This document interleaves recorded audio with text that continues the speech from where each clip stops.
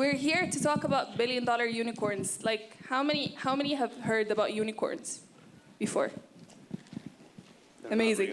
So, how many of you actually took Uber here? You've been duped. Yeah. Very cool. Is it only like international speakers? Or Alex? Perfect.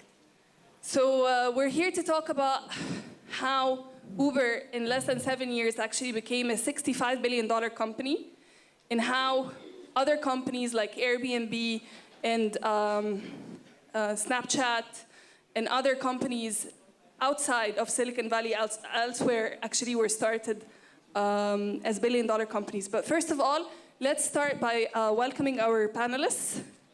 Can you give them a round of applause? Some people actually flew in 50 hours to be here with you.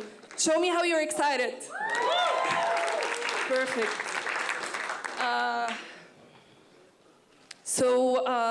I want to also give you a round of applause for showing us for the very first time today what Alex can actually do, and like how you're excited about your startups. I want another one, but perfect, perfect. Okay, I'm gonna sit. So instead of doing like boring introductions and CEO of this and CEO of there, I just wanted us to maybe start by saying how we actually arrived here, like how each and every one of us is sitting on stage today. So I'll start with myself. I volunteered actually. So I went to TAR because I heard that the conference last year was amazing, and I said, how do you need help?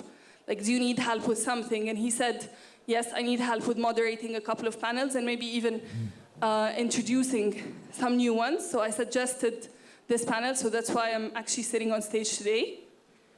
And I have an interesting story of how I met the rest of the panelists. So Basil, actually, I've been advising for the last year. I met him randomly at one of the mentorship events that I had volunteered as well my time once, because I was in San Francisco. I was living for 4 years, and I came to Cairo on a visit, just visiting my family, and I just thought I wanted to see what the incubators and the rest of the accelerators are doing. And he, at that time, actually was just a software engineer. And he wasn't the founder of HireHunt, which today is being used by 150 companies, actually.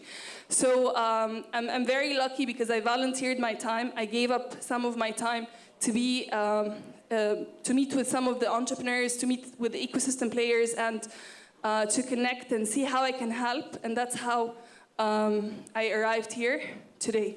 And I'll leave it for the rest of them to actually share some of their stories as well of how they came here today and how they're here to actually help you. They're here for your success. They're here to make you empowered and to help you learn more about how you can build the next billion-dollar company out of Egypt and not elsewhere.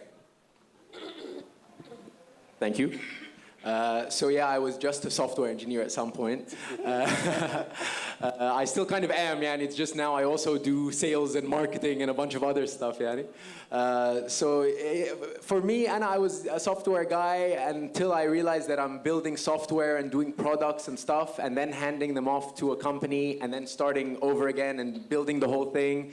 And then I realized at some point what I'm doing is I'm taking something from A to Z and I'm developing it and stuff like that. And then I'm handing, I mean, when you grow something and an idea and you develop it, it becomes like a baby. And then at some point you're giving that away and starting over again. And I realized then I'd rather do this for myself and actually see something through after I develop it and actually turning it into a product and business. And that's when I decided to take an exit from the company I was in. And they became the first company on the pilot program of HireHunt. So I actually developed it at the company itself. And I have 3 lessons on my way because it was asked to talk about that. And the first one is I actually started my first startup while working at the company because I was still afraid to take that big jump away from the corporate world. When you get used to a salary and that kind of corporate embrace, you're kind of afraid to jump out of that plane. And it failed terribly in about 9 months. And the wall it hit was actually a pretty devastating wall because I built something over 9 months And it was built using the Facebook API. The point was to integrate the contacts and organize them and stuff like that. And I thought that was important to merge contacts between social networks and stuff. And then I built it over about 7, 8 months. And then I released the public beta. And 2 weeks after the public beta got released, Facebook decided to change their API access and prevent developers from importing the contacts. So they rendered the whole concept completely useless overnight. So that would be my first lesson in entrepreneurship, is that you have to not depend on you have to be completely independent and not build your service depending on anyone else, and expect the unexpected, because I didn't really expect that Facebook would say, hey, developers, here, use our API, and then be like, no, it's our API, you can't use it. So you have to expect the unexpected.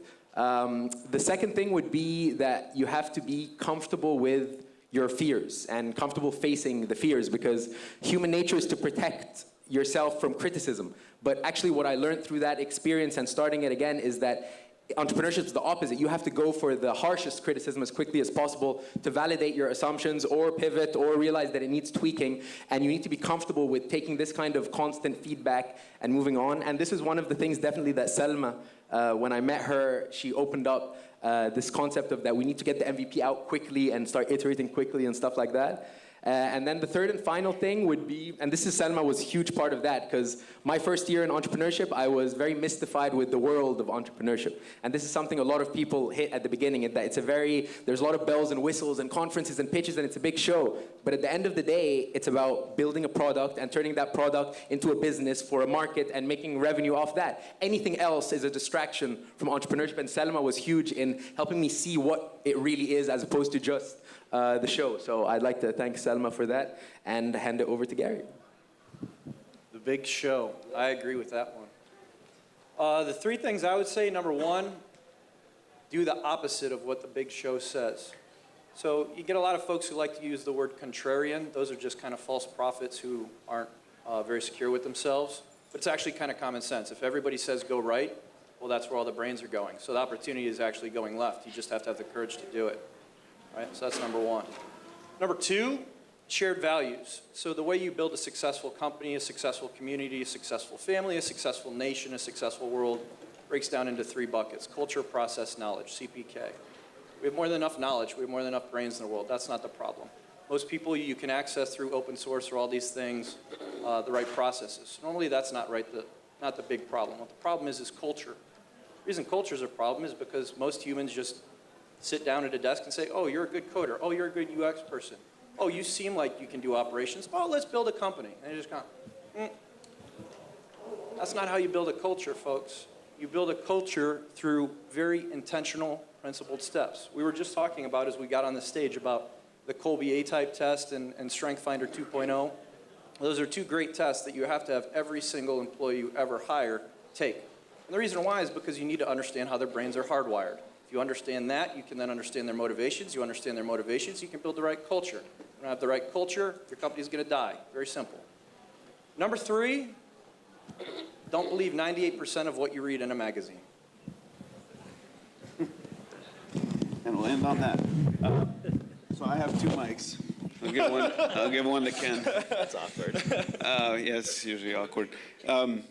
So I have 3 lessons on my entrepreneurial path to how I got here today, and I don't know if it's directly related to the flights or anything like that, but one of them was very early on in my entrepreneurial career. I was still in college at the time, starting my first company, website.com, and I learned that a valuable lesson about sales and marketing. So we were a team of all engineers except me. I was sort of on the borderline of like being friends with the engineers, but more of the only person who could go do sales and biz dev and a little bit of design. And we went through the boom and the bust of the first .com era. And we had built a product. This mic is pretty loud. So we had built a product, and we were trying to sell that product ourselves. I was the only non-engineer, so I was doing the selling. And we had to pretty much shut the doors once funding dried up, and so we let all the engineers go. I was the last person in the company because the CEO said, you're the most valuable person in the company. And that was exactly the opposite of what I felt the entire time in the company because I wasn't a software engineer.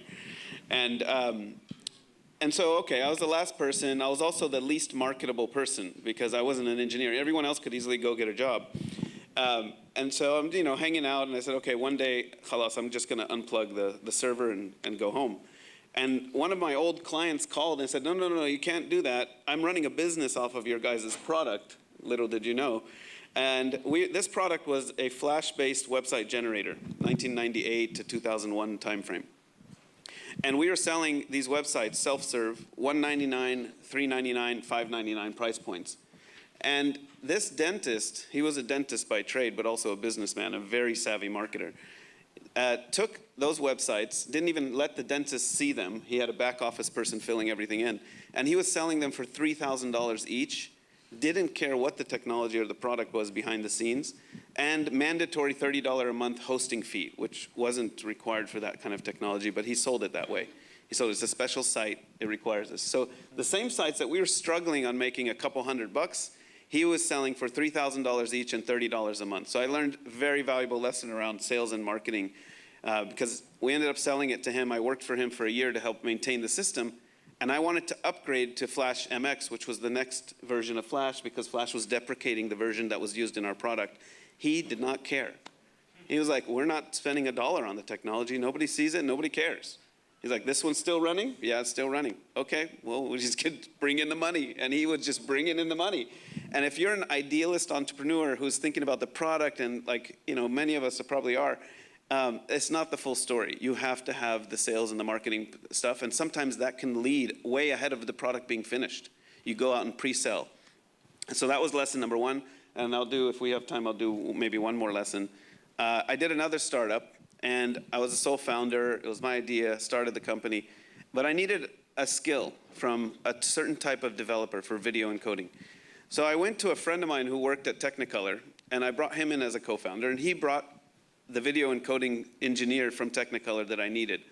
I didn't need the friend. He was more of would have been useful after the company's developed and once we start dealing with customers, but I brought them both in as co-founders. And I made the mistake, number one, of giving 33% to each of us, so make it equal between everybody. But that's not the mistake. The mistake is that I didn't make those shares vesting over time. So immediately, they each owned 33% of the company, and I did as well. So immediately, by law, they have shareholder voting rights, 66% of the shareholder voting. And then in California, where I'm from, we filed our corporate papers there. And on the corporate documents, it asks you for CEO, CFO, and secretary. Most startups don't have a CFO or a secretary yet. And I didn't know that I could put my name for all three positions. So I put their names. And if you don't have a separate articles of organization defining what the board of directors is, those three names automatically become the board. So I was outvoted on shareholders as a shareholder, and I was outvoted on my board. Long story short, I got fired as CEO of my own company, and I got reorged out of the organization off the board and diluted down to 3% of the company within a number of years. So that was a huge, huge lesson in just making sure you're dotting your I's and crossing your T's on your paperwork. And using the right kinds of attorneys. Should we stop there, just for time? Yeah, Wow, how do I follow that? I don't know if that's possible. Wow,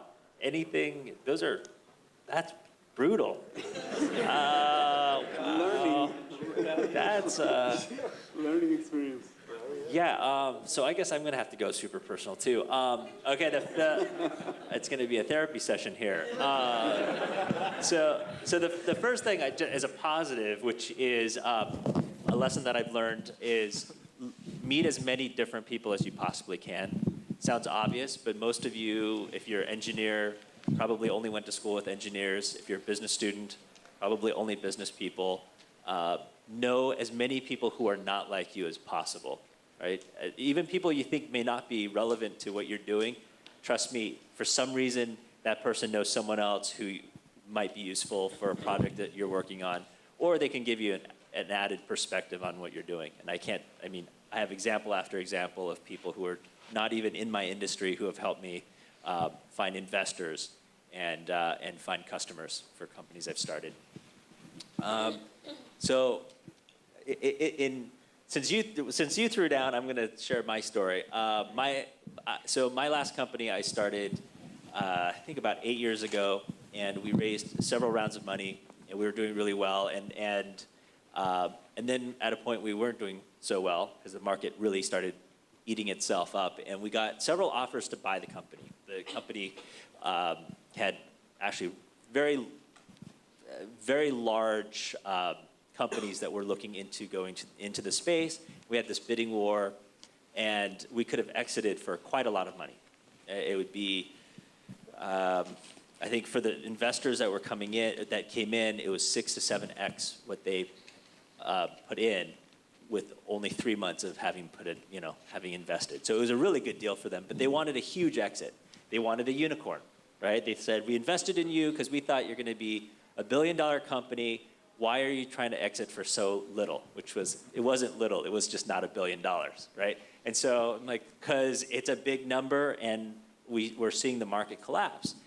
And they said, but we invested in you because we thought you're going to be a $1 billion exit. We want you to focus on that. And so we ended up bringing in a new CEO. I stepped out and I exited, got all of my shares. I vested completely. I had made that, I had a good lawyer, actually, who told me going in.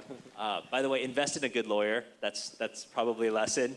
And so I vested completely. And as one of the co-founders, I had a lot of shares. And I ended up getting a fairly good exit. I would say it was a successful exit, and I was fine. But all of my employees stayed with the company, and we had a tight team. Nobody left. I think we had maybe 2 people leave, and one because he wanted to move back home with his parents, and the other one, I think he wanted a completely different career. So we had a very tight group. It was about 20, 25 guys, and the company got acquired 9 months later by another company at a fraction of the deal that I got. And so, but the company that acquired it was listed as a unicorn. They were valued more than $1 billion at the time they acquired us. So it's going to be, hey, these guys are going to go public. It's going to be great. So everyone's going to do well. So everyone's happy. So everyone's buying their stock. They're buying their stock options so that they have ownership of this new company that acquired them. And they're about to go public, so they raise a mezzanine round, which I think is about $100 million, so that they can grow faster, so they can hit the market. Well, then they missed their target. And then 6 months later, they missed their target. And then 6 months later, I see in the news that they've been acquired by BlackBerry for about 20% of their unicorn value at the time they acquired us. So a lot of the people, most of my employees ended up buying shares that were worthless. So I think they paid like $3 for shares that were valued at, 1/6 of that. So they paid more and got less back, right? So they're essentially, some of them had paid, I think, 100,000 in and got only 20,000 back, right? So they effectively paid 80,000. But because I had exited so early, I got actually a fairly good amount of the money. So I got a pretty decent exit. But what that meant was that my employees ended up paying for my exit, literally using their salary to pay for my exit, okay?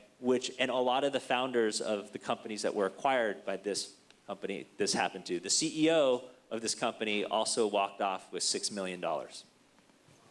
Walked off with it, right? She failed at this job, totally failed at this job, but she walked away with $6 million. And the CFO who helped negotiate this walked off with, I think, $2 or $3 million. Now, in the grand scheme of things, that's a failure for a startup CEO who's brought in to take it public, is to have it acquired at so low a price and then get only $6 million. She was slated to get 30 to 40 million, so it was a fail for her. But she walked out. She had to have guards. She was leaving. So someone broke a window at the company. I mean, people were pissed. Some people had spent their entire savings buying stock that were now worthless. Some had spent something like $400,000 and got virtually nothing back, right? So people were mad. What I ended up doing was I took the money, but I set it aside as a fund to invest in the companies that my employees would start. So in the next 3 years, if any of them start a company, I've committed to being an investor in that, as well as other companies that emerge out of the acquiring company. But I felt like I couldn't see myself taking that money knowing that my employees had paid for it. And I think what's missing from a lot of these conversations around startups is that there is an ethical, if not it's not going to be legal, there's no legal requirement, but I think there's an ethical commitment that we have to make to the people who join us in this journey. Just because you're not a founder doesn't mean you don't take risks. You're still taking risks with the founder, and you do have a moral obligation to take care of each other when things like this happen, which sounds like didn't happen to you necessarily.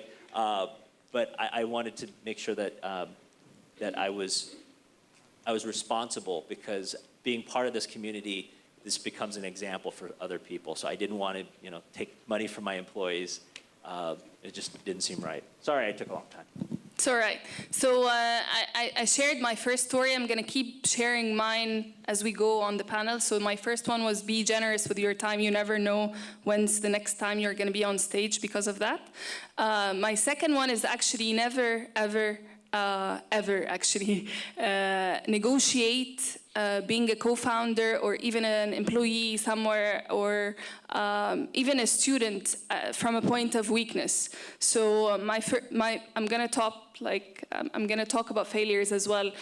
Before I started even advising companies how to build technology companies, I myself was a first-time entrepreneur. Founding an accelerator program, and I founded it in San Francisco, and I'm Egyptian. I'm born and raised here, and I actually didn't hire a business lawyer myself as well.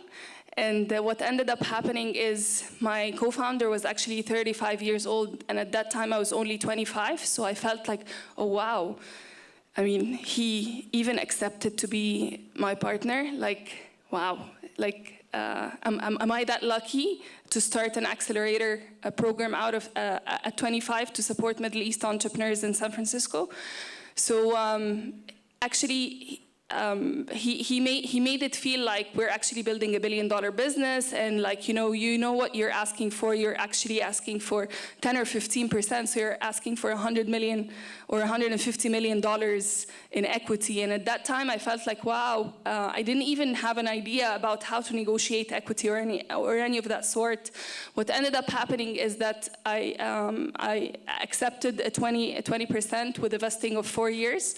And right before the vesting, he actually, and what ended up happening was that I hired the team. I was actually responsible for most operations of the accelerators. And right before the vesting period ended, he actually cut me out from emails and everything. And he tried to sort of blackmail me into becoming a second-tier employee in the company and having someone who's more experienced come run operations. And at that time, I just felt like I can't do business with someone I can't trust, so I had to step out and step down. So that's my second my second story is basically don't ever negotiate from a point of weakness. Believe in yourself, believe in your abilities and what you actually can bring to the table, because you never know your abilities and your growth and how it might affect your journey and what you can come up with next. So that's the second thing. So billion-dollar companies, what the hell are billion-dollar companies anyways? So we want to talk about that, help redefine them. Like, you read about them in magazines and different media channels, but you don't really understand, like, is it a billion-dollar company because it's generating $1 billion in revenue, or is it a billion-dollar company because it's valued at $1 billion, or is it because it has a fast growth track or of its potential? So maybe I'll leave the floor to the panelists to basically shed some light on how to define $1 billion companies. I mean, it's already been reported that we have $2 billion companies built out of the Middle East, one of which is Souk.com, and the other one is Wedi.com, which are both e-commerce companies. And the US is at 125 unicorns, and Europe actually right now is at 35 over the last 10 years. So I'll let my panelists talk a little bit about why billion-dollar companies, what are they, why are they even important on an economic, social, and impact level.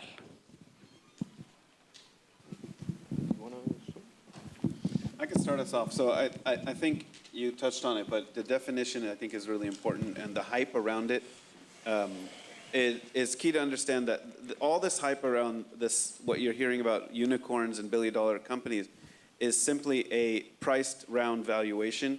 So when they raise money and they raise it at the price of the company after they raise the money hits $1 billion, they call it a unicorn and they become unicorn status. That does not necessarily mean the company has that much value. It is what the last investor valued the company at in order to invest in that company. And the big problem with that is it's still to be proven with most of the unicorns, at least in the US, and the ones here, whether that is true or not.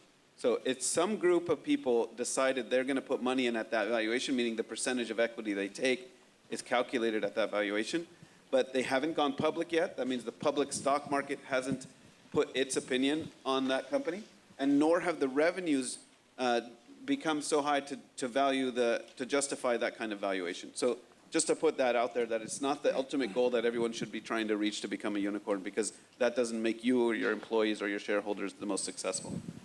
The other thing I'll mention about the topic of today's panel about how are we going to see more unicorns in the Middle East, now that we've settled that what kind of unicorns we'd like to see like true value, and if it's hundreds of millions of true value, that's probably better than $1 billion paper value. So just building sustainable companies for the long term should be the goal, not to build a unicorn. And we'll start to see more of those when we start to see, we have all the elements you've heard in many of the talks here. We have technology, we have the talent, and there are capital resources coming more and more each year. So what's missing? Infrastructure, government, sure, all of that stuff can play a role, culture can play a role, but we're starting to see this culture of Silicon Valley spread all over the world. So entrepreneurship is a global phenomenon. It will happen here. But what I think is hindering it, or what would shorten the time frame for that to happen more often, is removal of the obstacles and barriers that entrepreneurs in the Middle East are facing to get there, just to get their businesses up and running. So just to become a $100,000 business or $1 million business, then a 10 million, then 100 million, and so on. It's not so much that what are the things we need to add to the mix here. I think it's what things entrepreneurs need to make sure that they avoid. And in different countries in the Middle East, whether it's Dubai or Jordan or Lebanon or Egypt, as entrepreneurial hubs, each has obstacles and advantages for entrepreneurs to start their companies there, to operate their companies there, and then cross-border issues across, whether it's shipping and logistics and tariffs and customs for e-commerce companies.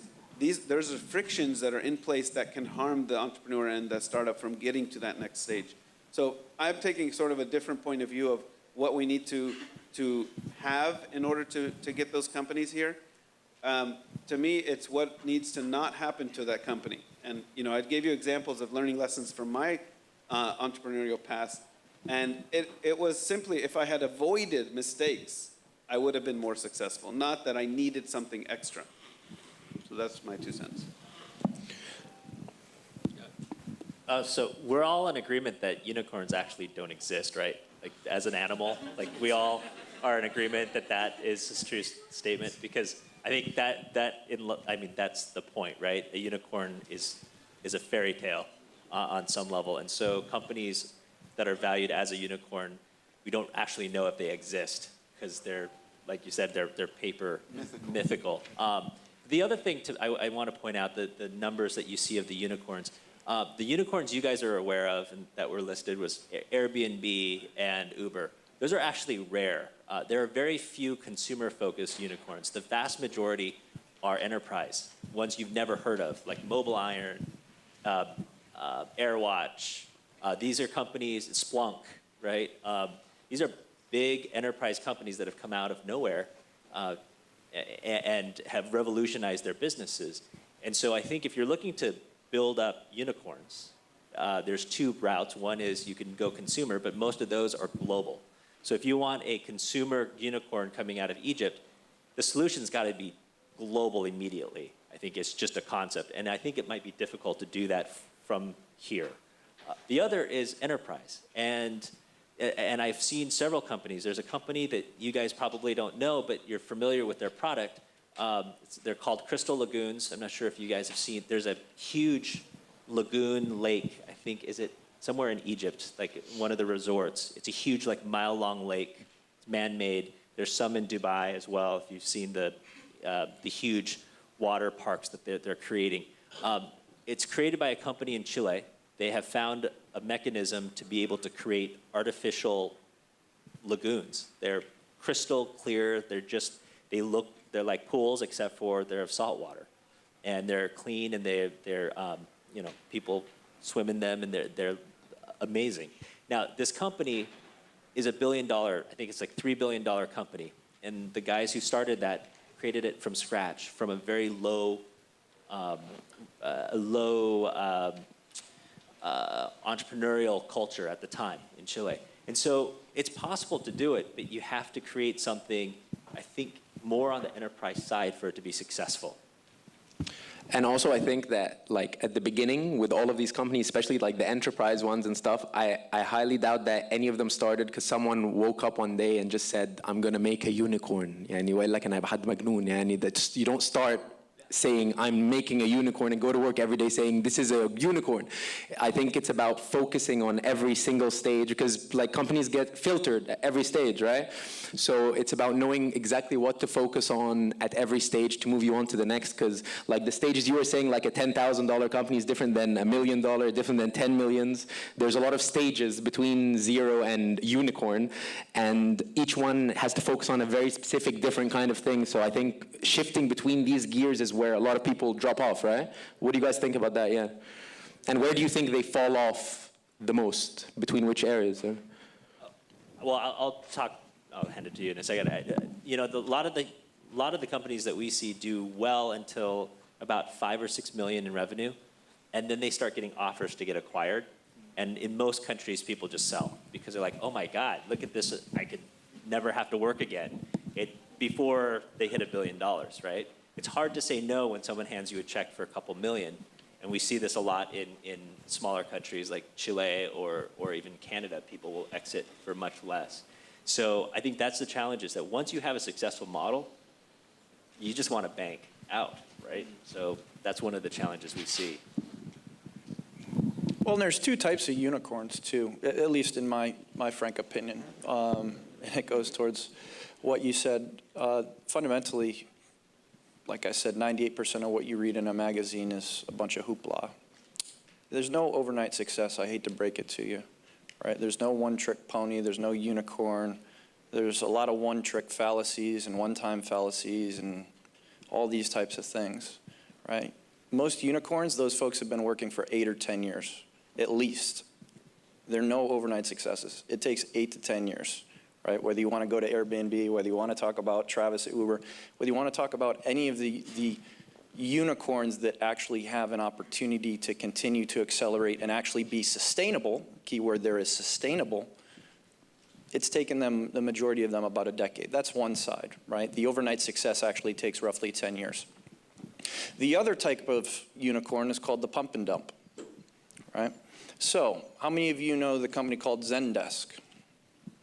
Or some of these other companies, right? How do you magically be valued at $2 or $3 billion and then like the company folds?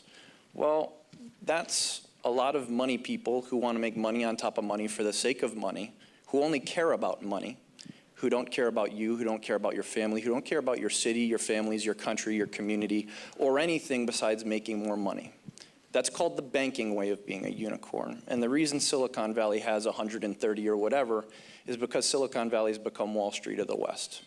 The bankers on the East Coast understand where the future is, so they're bankrolling the West Coast, right?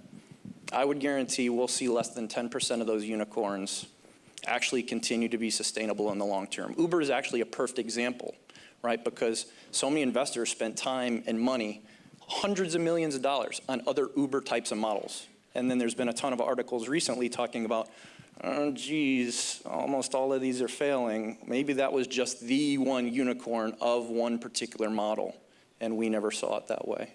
But once again, the moneyed interests only care about money, and they don't understand that the Ubers or the Airbnbs of the world and the backstory between them, you can't just create another unicorn with the same model in 6 months, 8 months, a year, 2 years, 3 years, 5 years. It doesn't work that way. You have to hit the right wave at the right time for the right reasons. And the other part about this whole unicorn thing is that most of the models that are now unicorns have been tried. 2, 3, 5, 10, 20 times in the past 5, 10, or 20 years. It just wasn't the right time. Consumers weren't ready for it. Enterprise wasn't ready for it. The technology wasn't there yet. The right type of infrastructure, the right rules, all the different varying things that were talked about, the intersection of all those things, which is roughly about 30 different things that need to intersect all at the right time for the right reasons. Those happen one in, the stats are like 1 in 2.3 billion, so. I'm so happy you touched upon the failures, and there's actually a statistic that says that on average an entrepreneur fails 3 to 4 times before they even have an attempt at a successful company. So I want to throw it back in and say, if you think that banking in Silicon Valley has been the way to create billion-dollar unicorns or even value on paper, lack of funding and financing in the Middle East might be one of the main issues that we are facing today. On average, the seed funds in the US are like $1 to $3 million around, while here, if an entrepreneur gets $100,000, he's going to be lucky. Most accelerators are 10 to 20K, which is 100,000 pounds. So how do you build $1 billion companies out of here, given that you have to have a culture of failure, be accepting of that you're actually investing in that person in order for them to be a step closer to success, not just maybe invest in them so that they'd be successful today. Most of you here are first-time entrepreneurs, I would assume. How many of you are first-time entrepreneurs?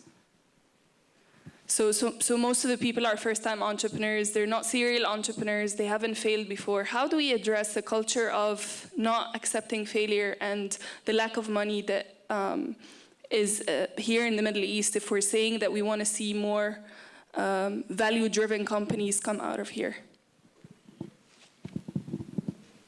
I can't help but answer this one, or at least attempt to it in some way. So I'll touch on, there was a lot, but I'll touch on a couple different points that, from my observations in the region versus entrepreneurial ecosystems in other parts of the world, like Silicon Valley. I don't think you need to look at Silicon Valley and say, you know, the numbers are this size, how come our numbers are this size? I mean, at the end of the day, you're not trying to build a unicorn, as many people stated here, that you're trying to build a company that has value. And if you can create value, value will grow, and more people will find value in it, and you can continue, and hopefully you don't fall somewhere on that process. And where most entrepreneurs fall is in the valley of death, or between your seed round or angel round and your Series A round. And while those numbers are much smaller in the Middle East and the options are much less in terms of where you can go for capital, there are still sources of capital, and they will find you if you're starting to rise to the top.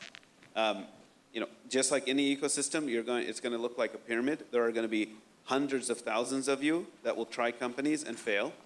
So not all of you would even have been deserving of financing from a particular investor or another in that first attempt. And you may look back and say, yeah, I'm glad nobody invested me in that because that was a dumb idea, or I wasn't ready yet, right? So when you're ready and your idea is right and the market is right and the timing is right, the money will find you.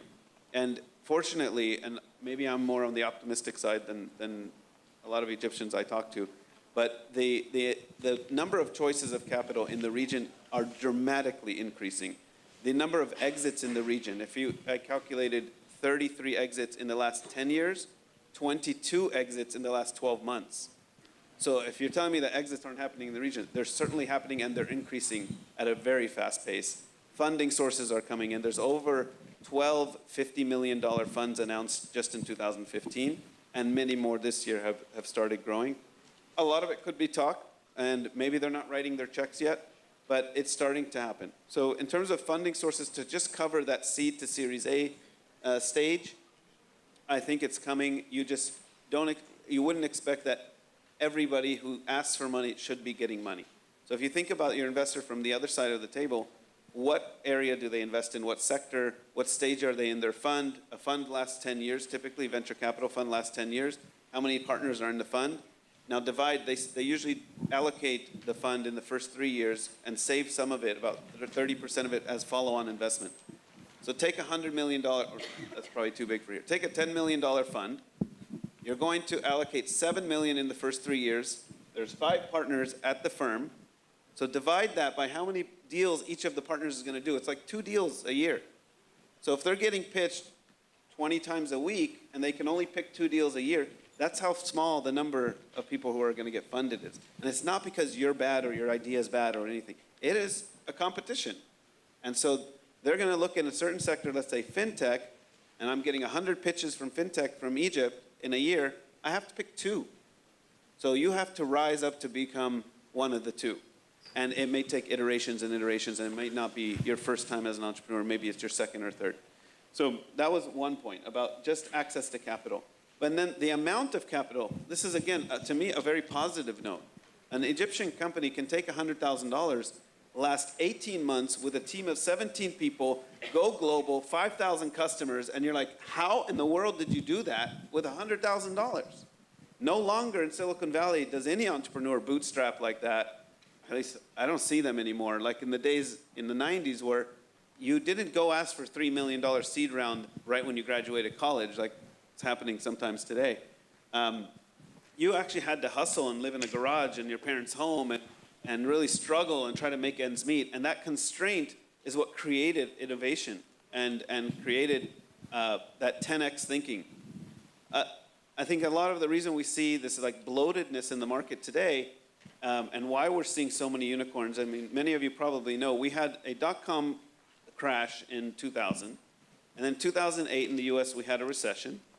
After 2008, after the recovery, money started flowing back into entrepreneurship because it started moving away from real estate, which is what the crash in 2008 happened from, and Wall Street. So everyone said, okay, tech is the only good guy in town. Let's all invest in tech. Entrepreneurs are getting money thrown at them. Graduate from Stanford, $2 million seed round. For what? Nothing yet. And they can lose that $2 million just like that, just like you may lose $10,000. But it's almost equivalent. And then, so what happens then? All these smart founders, many of them serial entrepreneurs, know that the market will crash again. I mean, it's in cycles. So they took that 2 million, then they took a 10 million, then they took a 25 million round, right? And the story's going good. As long as you're telling a good story, they're collecting that money. A lot of the VCs in the market were associate level VCs. And the reason, this is, I think, important as well, because venture capital pretty much started around the 70s. Those partners who were the first generation of venture capitals are all retiring around now. They're all hiring the next generation of venture capitalists. Of course, there were a bunch in the middle and everything like that. But the young ones who are associates straight out of their MBA or straight out of their first success as a founder, joining venture capital, a lot of them are making the bets that will not get them fired. What are those bets? It's the Uber, the Zendesk, a lot of the Slack, and like the very popular ones. And that's money on money. The problem is, like Bill Gurley's article from Benchmark Capital, he stated it so accurately. He said, look, when we hit Uber, we were the first money into Uber. It was nothing.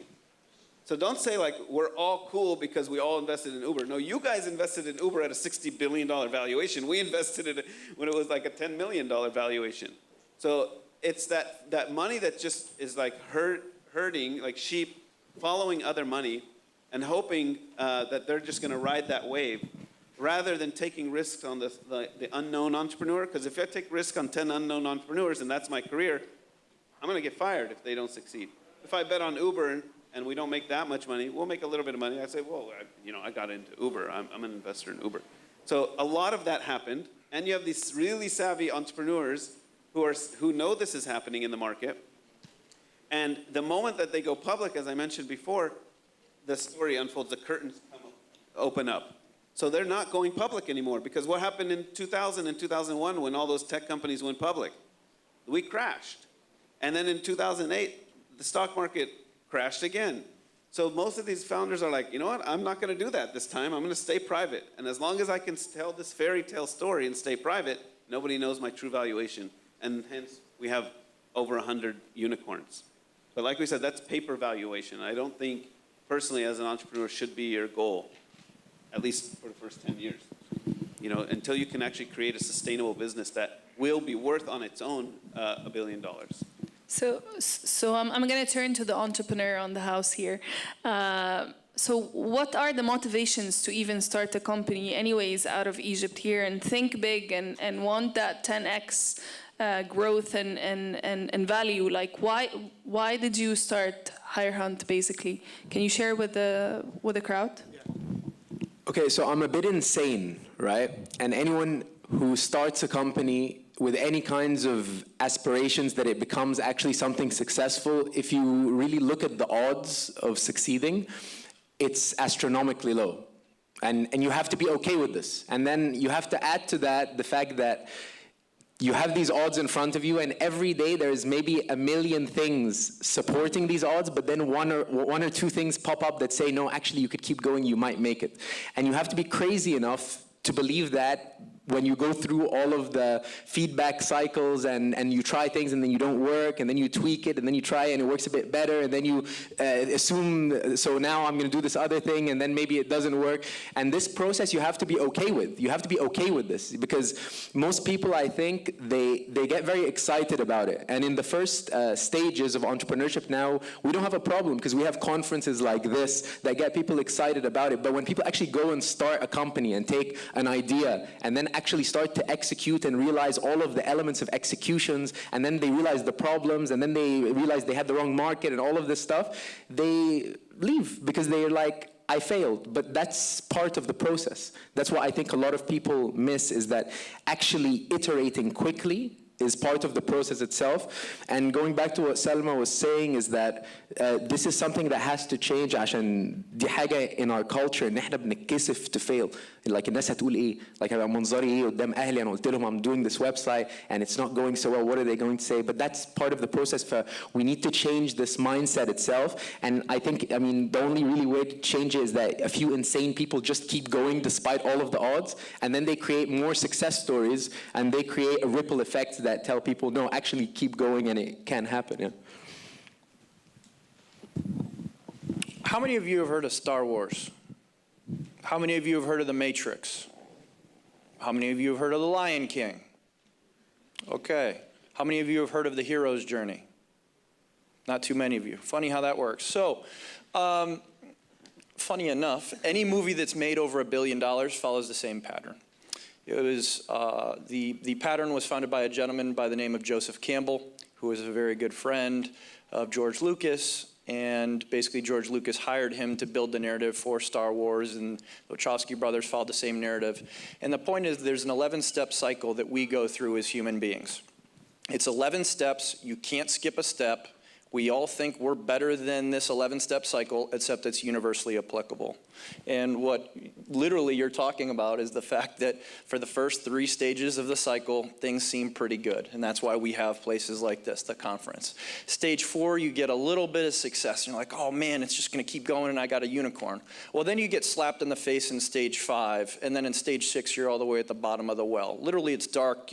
You're probably thinking about committing suicide. 70% of entrepreneurs think about that. Lots of studies about that right now, right? It's cool to be an entrepreneur, but it's not cool to talk about the dark side of what happens in stage 6.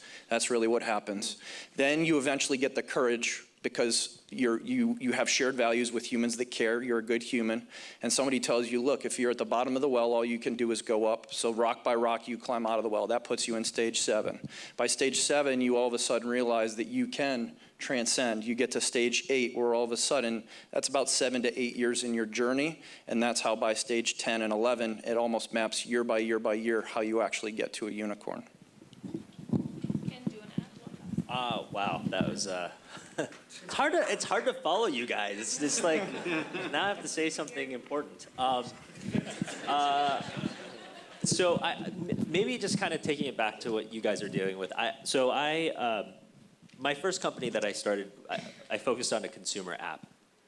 It was helping people navigate the internet, and it was during the first .com bubble. We raised a bunch of money. Crazy people writing you checks in the first meeting. That literally did happen. Those things actually happened. I learned very quickly in my first startup that I don't really know consumers all that well. And I realized that most people don't either. Most people don't know consumer behavior all that well. they build solutions that they would use, and then when they launch it, they realize no one else will use this, right? And what I realized was I really liked doing startups, but I wasn't very good at the consumer side. So I started I started working for several companies and realized that most companies are completely messed up, full of problems, inefficiencies, craziness. And if I were to fix little things for them, I could have big businesses that emerge out of them. And so for I would say the last 3 startups I did were all around solving little problems that companies had. The last company I started, there were 3 companies that either went public or were acquired for over $1 billion. We're out of we're out of time, so okay, I'm just gonna wrap up. So my point to you is, go work for a screwed up company. Spend at least a year there, see why they're all completely screwed up, and then before you quit, say, I will help you solve this problem if you will fund the startup I'm about to start.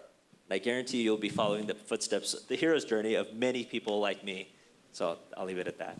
So on a final note, there are no unicorns anyways. They're just on paper. So follow your dreams, build something of value, money will follow you. You can be the next Steve Jobs if you're crazy enough. And we're actually all here to help you. So we've volunteered today to throw in some of our business cards at the fastest people that would grab them. So I'm gonna throw them right now.